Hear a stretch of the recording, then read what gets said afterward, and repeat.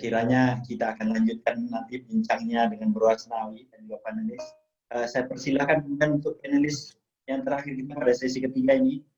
Kebetulan ada salah satu presiden supporter matchman ya Makassar Mania. Ada sudah bersama kita Bang Ocha Alim ya, Bang Ocha Alim. Bang Ocha, apa kabar Bang Ocha? Ya, alhamdulillah. Oke. Oke, sudah kita terkoneksi dengan bagus. Mudah-mudahan jaringannya juga sudah terkoneksi bagus dan bagus. Saya persilakan waktunya Bang Ocha ya. Ini terkait dengan nasib pemain, mungkin juga tekanan kreativitas yang bisa diisikan pada waktu-waktu tertentu. Persilakan waktunya Bang Ocha. Ya, assalamualaikum warahmatullahi wabarakatuh. Saya hormati Pak Adi Darussalam, Asnawi Mangku Alam, Popon, ya, juga Bayu Gatra. Terima kasih sudah bergabung di acara ini. Saya cuma berharap teman-teman pemain itu tetap menjaga selama masa pandemi ini, karena ini sampai 2 tahun ke depan itu kemungkinan besar belum kita bisa dapatkan obat untuk virus ini. Jadi saya cuma berharap teman-teman pemain bisa menjaga imunitas tubuhnya agar tetap fit, dan tentu saja tidak lupa untuk melatih diri seperti biasa. Walaupun sekarang klub turnamen tidak ada, pertandingan tidak ada, tetapi sebagai pemain profesional ini kita berbicara bukan 1 tahun kita mau main bola, tetapi selama-lamanya sampai tubuh kita kuat untuk berlari, untuk menjadi pemain bola. Ini memang harus dipertahankan kondisi kita. Nah, semua kita tahu bahwa semua berdampak, bukan cuma pemain aja, klub juga, termasuk para penjual asongan, tukang parkir itu berdampak semua, termasuk supporter. Nah, saya salut dengan teman-teman beberapa pemain itu bisa ini nih saran juga untuk Asnawi, untuk Bayu Gatra, perkuat konten-konten kreatif di YouTube. Yang tadi dikatakan tadi siapa? Bayu Gatra itu sampai ke sawah. Bayu Gatra ini kan semua pemain punya fans tersendiri. Coba nanti Bayu Gatra buat sementara pergi mencari kambing, ya, menggembala kambing, itu menarik sekali. Coba lihat nanti perbandingan orang yang mau nonton itu pasti jauh meningkat. Terus mencangkul sawahnya, itu penonton mau lihat. Penggemarnya Bayu itu pasti mau lihat. Asnawi seumpamanya lagi mencuci, pokoknya semua keseharian, kegiatan-kegiatan dari para pemain itu yang akan penggemarnya akan lihat. Tadi saya lihat waktu Bayu Gatra bilang saya sampai membantu orang tua mencangkul sawah, itu saya langsung bilang, coba saya mau sekali lihat bagaimana penampilannya Bayu Gatra. Iya begitu. Bagaimana penampilannya Bayu Gatra? Apakah dia tetap pakai pakai sepatu dengan kaos kaki bola di sawah? Itu menarik sekali.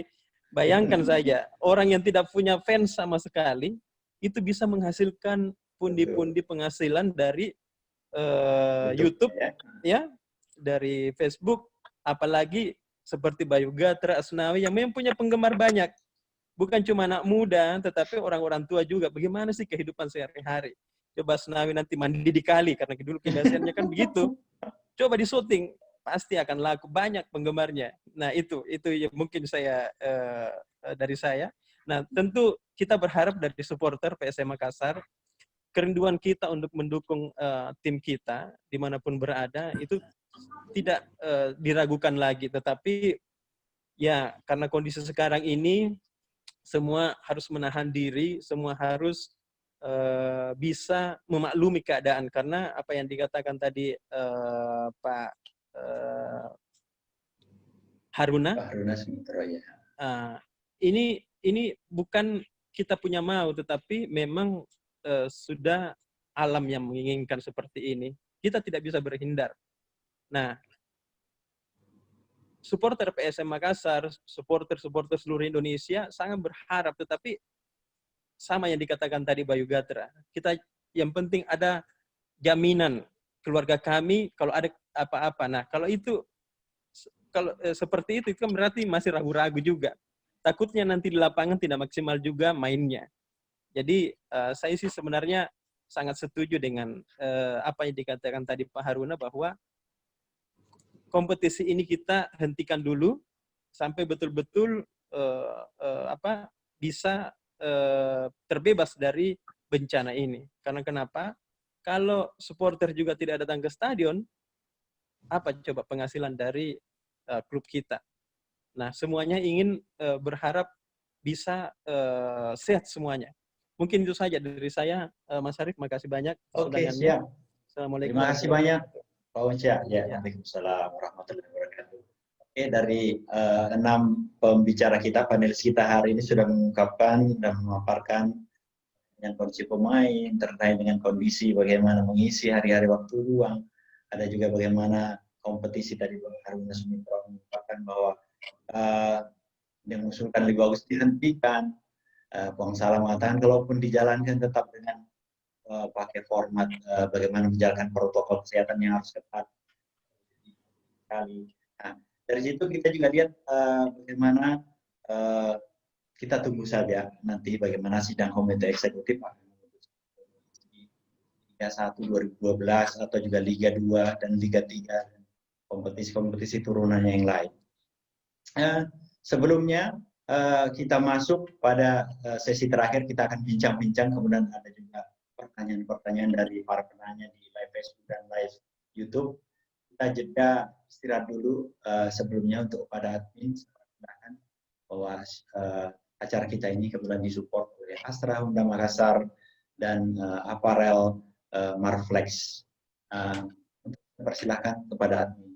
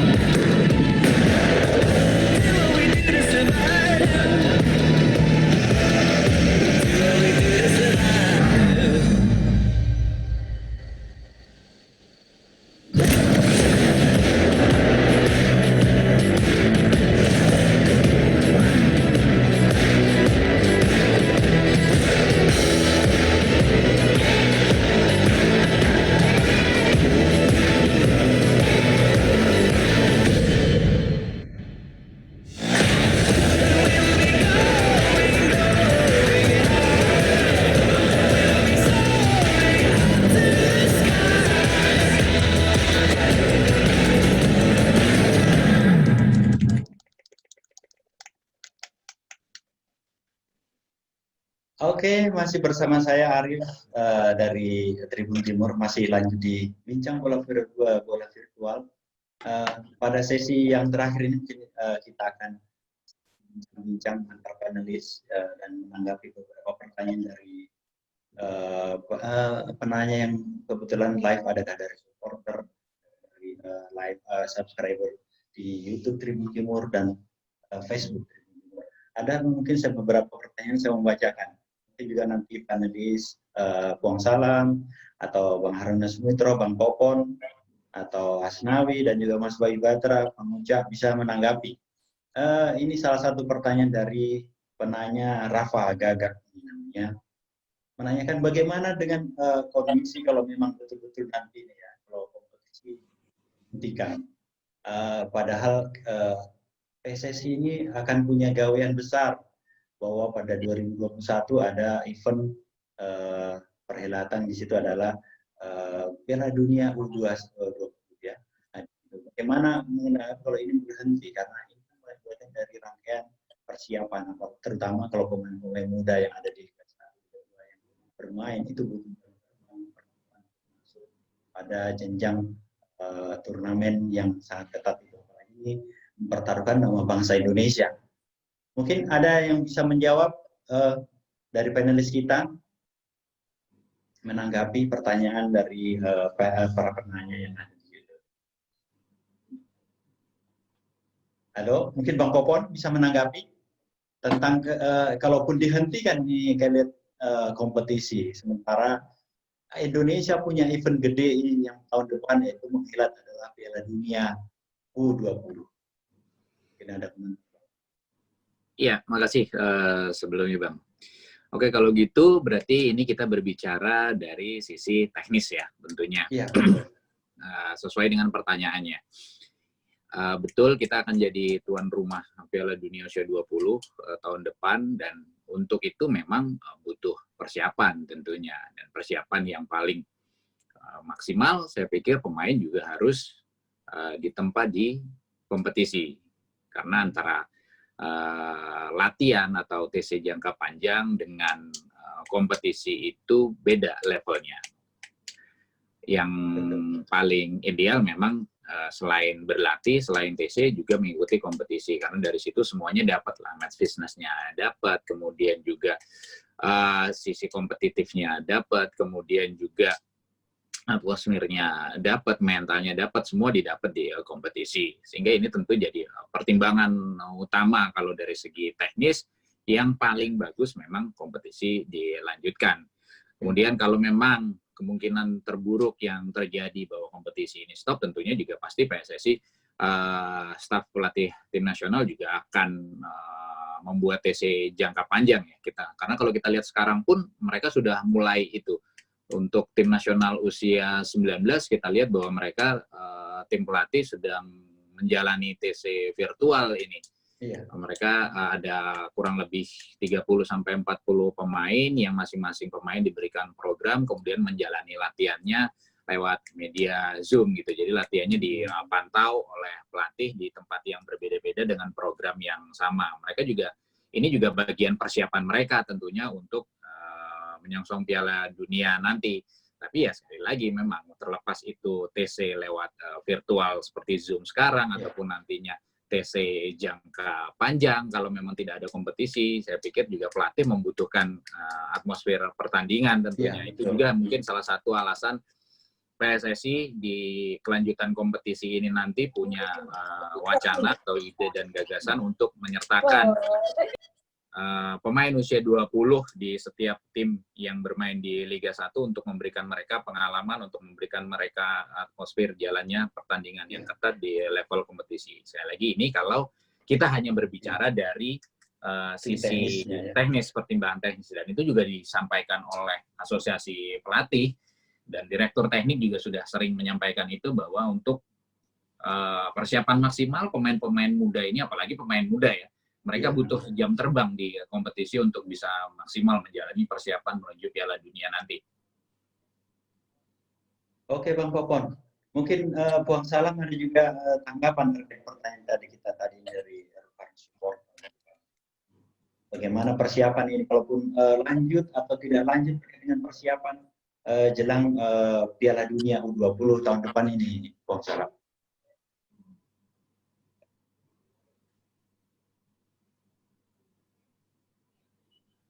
Mungkin masih unmute, Bang Salam, diaktifkan dulu. Halo? Siap.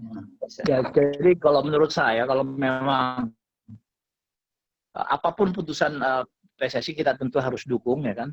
Dan saya kira pemain, asosiasi, dan semuanya sudah sependapat terhadap itu. Nah, sekarang kita fokus ke Piala Dunia. Sekarang di bawah 19 tahun sudah pelatih Korea Selatan itu telah memberikan program kan gitu. Saya teringat pada tahun 1991 pada waktu Indonesia terakhir memenangkan SEA Games di Manila, itu dilatih oleh Polusin almarhum. Yeah. Itu jelas waktu itu PSSI meminta semua pemain yang akan dipergunakan oleh PSSI tidak boleh berkompetisi di tingkat kompetisi apapun juga di Indonesia. Jadi pemain-pemain itu diambil, TC jangka panjang, TC-nya dan betul-betul panjang, itu hampir 2 tahun. Yeah. Tetapi seluruh kontrak pemain itu ditanggung oleh PSSI. Kontrak pemain apa segala. Kontrak-kontrak pemain dengan klub,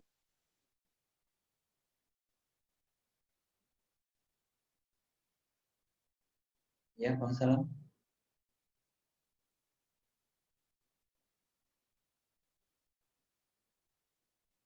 Oke, silakan dilanjut, Bang Salam. Tiap klub mempergunakan 2-3 pemain di bawah 23 tahun. Kalau Popon masih ingat, ya kan, kita lihat itu. Apa yang terjadi? Klub-klub nggak mau rugi. Dia turunkan pemain di babak pertama, setelah 10 menit kemudian atau 15 menit, pemain-pemain itu diganti lagi dengan senior. Dia hanya memenuhi kewajiban aja terhadap regulasi. Ya kan? Itu Bayu ketawa-ketawa. Jadi nggak ada manfaatnya. Kan lebih baik PSSI, Direktur Teknik ini sekarang mengusulkan kepada Esko, diambil pemain-pemain yang baik itu, yang berpotensi 30 atau 40 pemain, ya dikontrak sama PSSI. Kemudian jangka panjang, tur kemana saja. Saya sendiri yang masih bingung bagaimana pembagian tugas ini. Si pelatih Korea ini mau pegang under 19, pegang under 21, pegang senior. Nggak tahu saya bagaimana. Saya itu nggak pernah kejadian seperti itu di dunia itu saya lihat tuh. Ya kan? Semua kan ada bagi-bagiannya gitu. Ada bagian-bagiannya. Nah ini saya menyambut baik yang di pengurus PSSI sekarang ini telah menunjuk Direktur Teknik Bang Indra Safri dengan pengalaman beliau dengan secara teknik atau praktik teori dan prakteknya juga kita sudah tahu reputasinya. Nah, tinggal bagaimana Indra Safri ini mencari pembantu-pembantu dia atau asisten pelatih-pelatih untuk bisa membuat langkah-langkah apa yang akan dilakukan atau meminta pertanggungjawaban pelatih Korea itu apa yang langkah akan dilakukan gitu.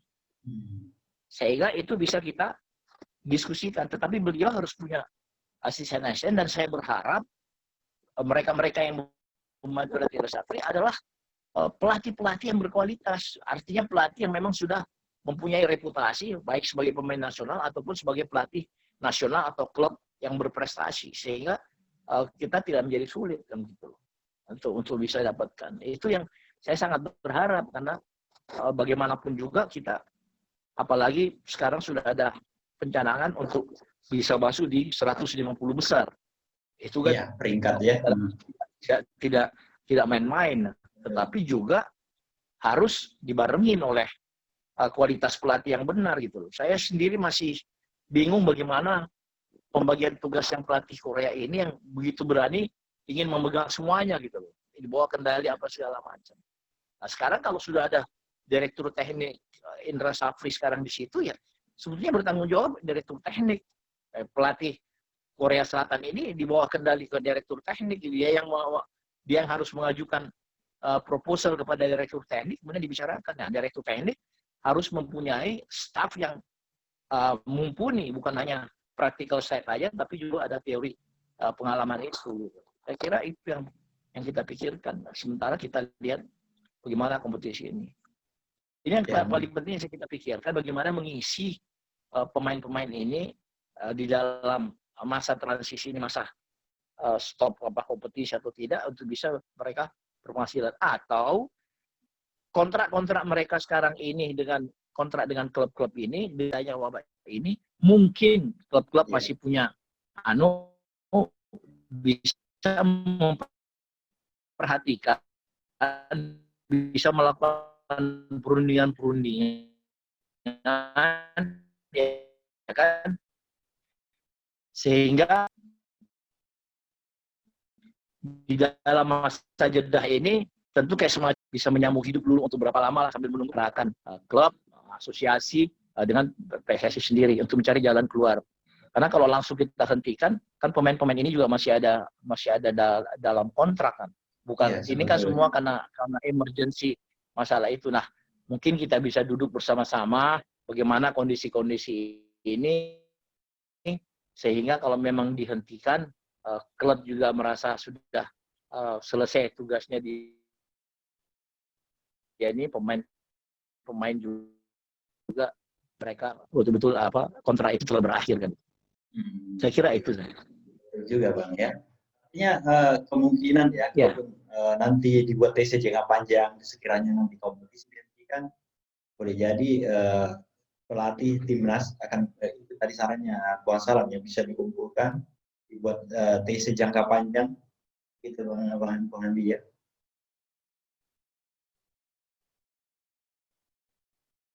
Oke. Mungkin juga ada masukan kalau dari pertanyaan ini dari Bang Haruna Sumitro. Halo Bang Haruna, mungkin ada tanggapan seperti tadi diungkapkan pelatih timnas kita ini merangkap untuk semua jenjang ya, dari senior, dari U19, kemudian juga level U2. Itu semua ditangani. Bagaimana kira-kira untuk persiapan terkait dengan Piala Dunia U20 nanti Bang Haruna? Ya. Kita kembali kepada topik soal kompetisi. Kalau kompetisi ini orientasinya untuk persiapan tim nasional Piala Dunia usia 20 tahun 2021, itu tidak relevan. Karena dari segi usia dan dari segi tahapannya juga sudah berbeda. Kalau kompetisi ini kan memang isinya pemain senior, kan gitu kan. Pemain senior dan kemudian orientasi untuk pemain junior usia 20 itu nggak masuk akal. Kalau kemudian itu diisi dengan sebagian ada pemain seperti pengalaman kompetisi tahun 2018 kemarin, ada seperti yang dikatakan akal-akalan seperti itu juga tidak masuk akal. Maka itu simpelnya waktu itu saya usulkan, kalau memang mau persiapan ke situ, kenapa tidak dibikin turnamen atau kompetisi khusus untuk youth development usia 20? Di situ tim nasionalnya diikutkan biar mereka berinteraksi di situ. Dengan situasi seperti ini atau yang kedua tadi itu dalam situasi seperti ini justru untuk TC jangka panjang itu relevan karena pemain tidak dipakai di klub, kompetisi tidak ada, ambil aja pemain itu menjadi bagian daripada TC jangka panjang, TC-kan aja jangka panjang sehingga keluar dari konteks kompetisi itu, lakukan uji coba di beberapa negara, lihat negara-negara mana yang lebih aman, kemudian dia pergi traveling ke sana untuk beruji coba, untuk berinteraksi dalam atmosfer pertandingan yang sesungguhnya, kan gitu kan. Tidak kemudian mengorbankan kompetisi ini harus diadakan karena kita menghadapi Piala Dunia usia 20. Tidak relevan itu. Tidak relevan. Gitu. Tapi untuk perkembangan terbaru Bang, terkait persiapan ini untuk tim Piala Dunia U20, seperti apa sejauh ini Bang? Wah, karena saya tidak mengetahui tentang perkembangan itu, saya tidak bisa jawab itu. Oke. Oke, salah satu tadi pertanyaan mungkin sudah dijawab Bang Salam, ada juga Bang Haruna Sumitro, ada juga Bang Popon yang sudah malam melintang di timnas juga. Mungkin Asnawi terkait dengan pertanyaan itu, bagaimana sih persiapan atau tanggapan Asnawi sendiri atau juga Mas Bayu melihat kondisi bagaimana timnas untuk Piala Dunia U20? Mungkin ada masukan atau saran, pendapat gitu, Mas Bayu? Atau gimana?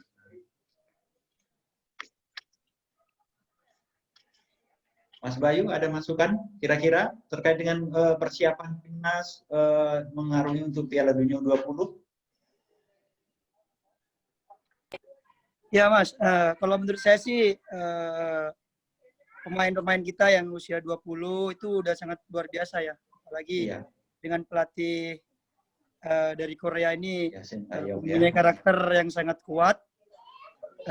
Menurut saya mudah-mudahan bisa berprestasi lah. Apa yang kita harapkan, yang kita inginkan dari masyarakat semua, kita menginginkan prestasi timnas lebih baik lagi daripada sebelumnya gitu Mas. Itu menurut saya. Dan juga ya saya berharap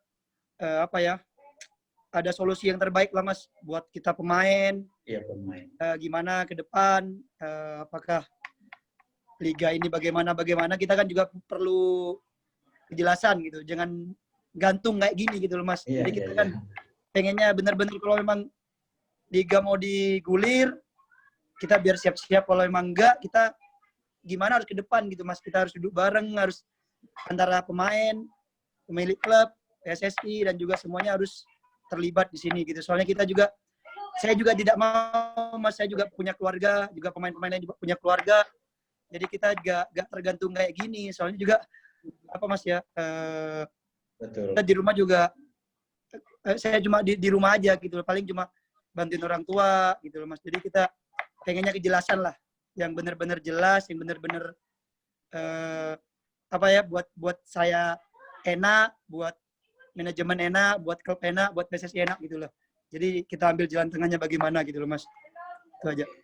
Oke, mungkin ada masukan dari Bang Haruna Sumitro terkait dengan keluhan Mas Bayu Gatra ini, Bang Haruna Sumitro. Kalau dihentikan, bagaimana nasib memang nanti para pemain? Apalagi boleh jadi kalau dihentikan dengan kondisi darurat seperti ini, bagaimana kontrak pemain antara klub dengan pemain? Seperti apa kalau pandangannya Bang Haruna? Apalagi tadi usulannya Bang Haruna kalau dihentikan.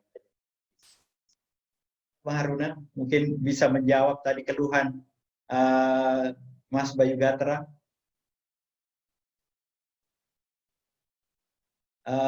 Tolong di-unmute dulu, Bang Haruna. Ya, silakan. Saya lebih memilih ini kan masih berandai-andai. Kompetisi ini lanjut atau dihentikan kan gitu kan. Kalau dilanjut kita tidak perlu dibahas. Kalau dihentikan, saya lebih memilih bahwa ya tadi ada proses renegosiasi, ada proses diskusi antara pemain, klub, dan semua komponen di situ untuk mengambil jalan yang terbaik. Karena ini situasi yang sangat luar biasa, perlu effort yang luar biasa. Kita ingin semua menyadari bahwa dengan kompetisi dihentikan, apa yang akan dilakukan? Apakah kemudian harus bayar 100% kontrak itu, 50% kah atau 25% dan lain sebagainya? Ini sesuatu yang harus kita duduk bersama, yang harus kita sadari bersama. Tidak bisa kita ego dengan keputusan kita. Klub harus bayar. Memperhatikan nasib pemain juga, Bang Runa ya. Saya pikir sama-sama kita akan bicara. Yang perlu dicatat bahwa bagi klub, pemain itu aset. Tidak mungkin klub itu menyia-nyiakan pemain.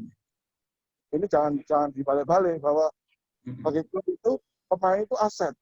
Dan aset itu harus kita pelihara, kita pikirkan mata-mata juga termasuknya ya. Oke, Bang Haruna.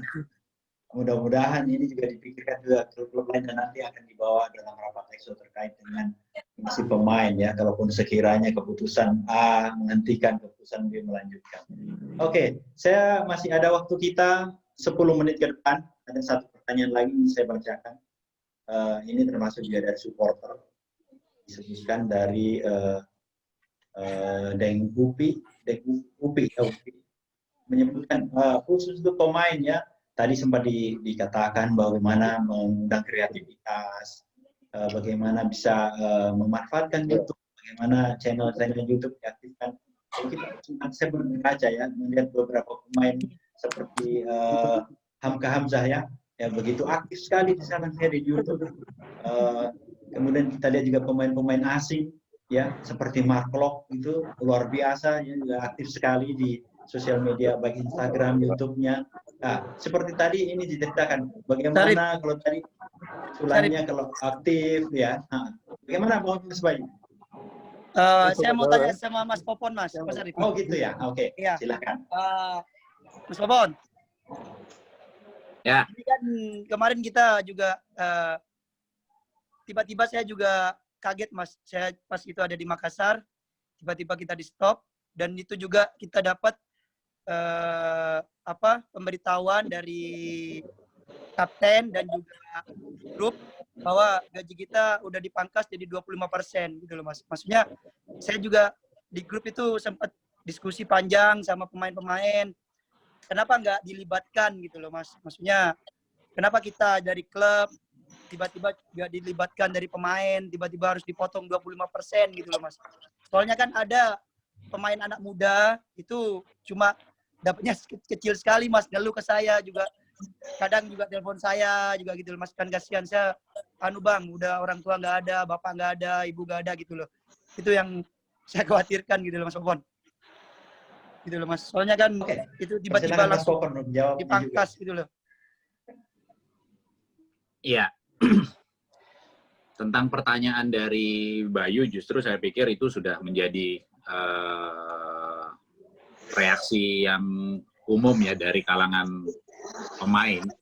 Jadi bukan hanya di Bayu atau PSM saja, tapi mayoritas seluruh pemain di klub itu mengeluhkan kondisi dan keadaan yang sama dari terbitnya SK PSSI yang pertama. Yang pertama tentu prosesnya yang tidak melibatkan pesepak bola untuk berbicara atau untuk diajak rundingan bagaimana solusinya, bagaimana jalan terbaik dari kondisi ini. Karena kalau kita mengacu ke kontrak yang dilakukan itu kan melibatkan dua belah pihak sebetulnya, klub dengan pemain.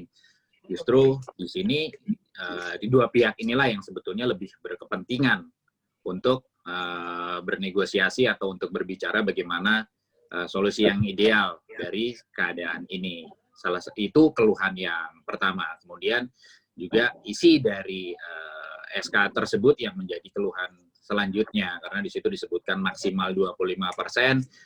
Pada kenyataannya akhirnya banyak dari klub, terutama yang ada di Liga 2, itu melaksanakan instruksi itu dengan membayarkan hanya 10% atau 15%, karena patokannya kan maksimal 25%.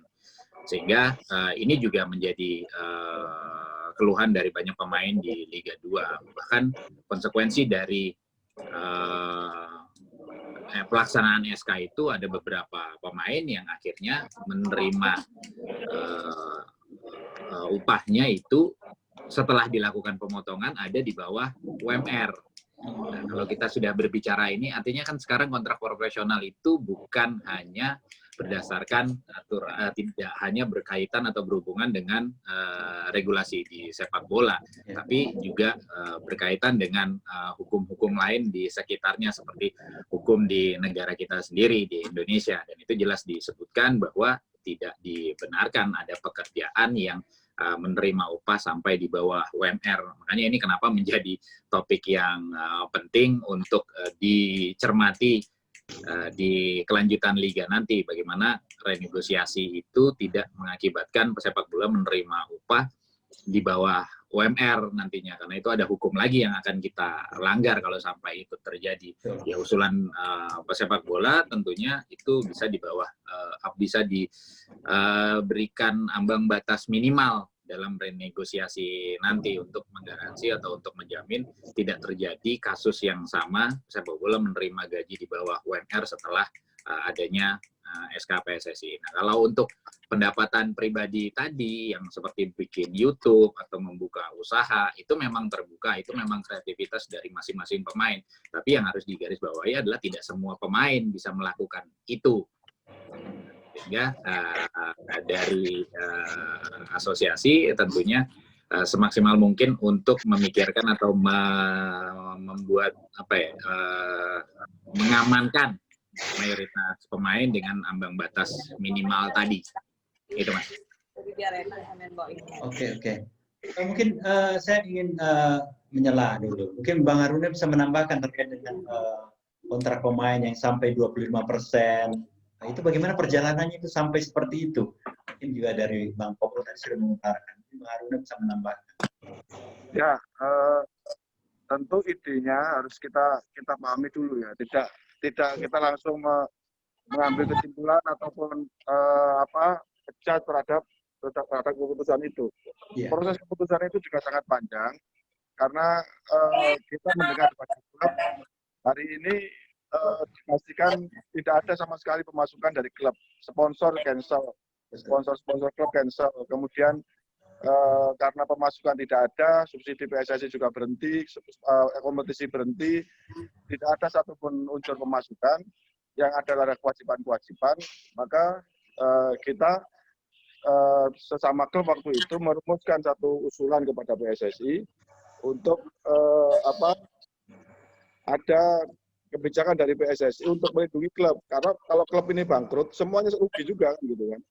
Klub ini tutup karena kemudian klub ini tidak mampu melakukan kewajiban dan kemudian yang dihadapi masalah-masalah, dan itu kita semua yang rugi. Karena itu kita harus juga memahami bahwa keputusan PSSI membuat SK itu semata-mata untuk melindungi bisnis ini. Kalau kemudian klub ini tidak mampu membayar pemain dan kemudian klub itu harus membayar kewajiban, sementara revenue yang didapat itu tidak ada pemasukan sama sekali terhadap klub itu, sehingga kita juga harus sadar. Yang kedua, kita juga harus sadari bahwa kalau ada pemain yang kemudian mengeluh di bawah UMR seperti itu, mungkin itu adalah case-case yang di beberapa daerah. Tetapi yang harus kita pahami bahwa asal kedua belah pihak itu menyadari dan kemudian menyepakati, di Madura kita sudah membuat sebuah addendum kontrak. Sebelum kita mengeksekusi itu, kemudian kita sodori ke beberapa form kepada pemain bahwa ini situasinya kita terbuka, kita nggak ada pemasukan, sementara ada kewajiban seperti ini, kita tidak mampu membayar kalian, karena itu kemampuan klub seperti ini. Kalau iya, beri tanda tangan. Semua pemain tanda tangan untuk menerima itu. Kalau kemudian itu menjadi kesepakatan, tentu tidak akan menjadi masalah. Yang paling penting sekarang adalah ada game yang harus kita sadari. No work, no play. Sekarang pertanyaannya adalah pekerjaan apa yang hari ini yang sebetulnya harus bayar klub kepada pemain, para pelatih. Karena hari ini kita pastikan pelatihan tidak ada, kompetisi tidak ada. Kalau kemudian ada kewajiban yang harus kita bayar kepada pemain, kan kita tentu tidak fair dong kan, gitu kan. Gitu. Betul Bang. Ya, demikian tadi saya kira cukup panjang dan juga penjelasan dari Bang Haruna, Bang Popon terkait keluhan bagaimana pemotongan gaji ya sampai tinggal 25%. Ya mungkin ke depan mudah-mudahan ya bisa dibenahi, karena ini sebuah masalah yang sebetulnya semua baru, karena ini kondisi COVID-19 ini betul-betul ada semua sektor, bukan hanya sektor sepak bola. Oke,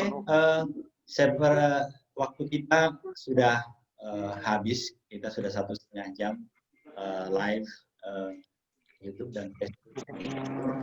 Sebelumnya saya menutup, saya ucapkan terima kasih banyak kepada Bang Salam yang sudah hadir, mungkin sebelumnya ya, dan kepada juga Bang Haruna Sumitro. Saya perhatikan Bang Haruna kayaknya masih di bandara ini, Bang Haruna Sumitro ini ya. Lagi di jalan Pak, lagi di jalan Pak. Lagi di jalan ya.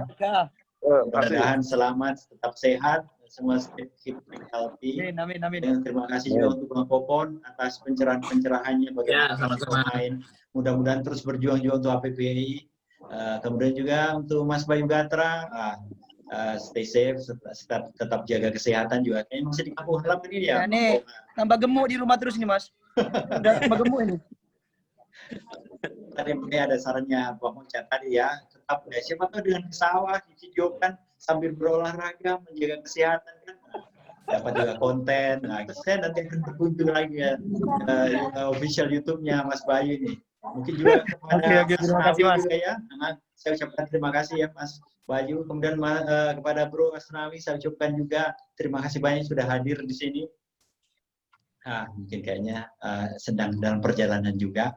Oke, ada Bang Pamuca juga, terima kasih atas kesediaannya untuk hadir di ruang virtual kita hari ini, Bincang Bola.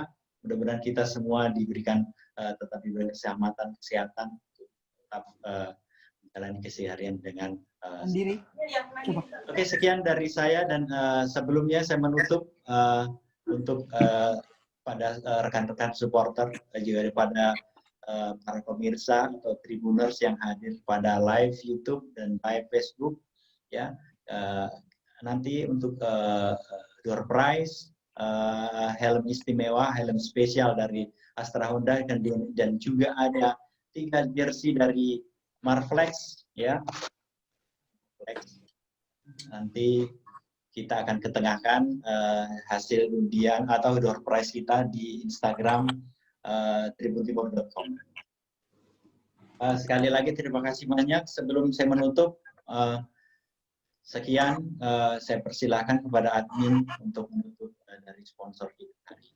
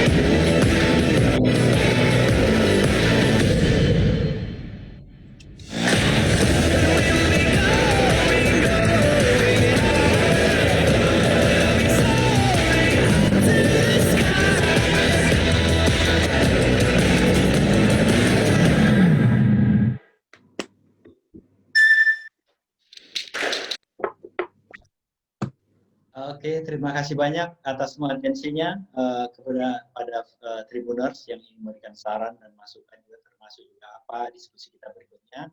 Saya persilakan untuk mengirim komen pada channel yang ada di Tribun Timur live Facebook dan YouTube.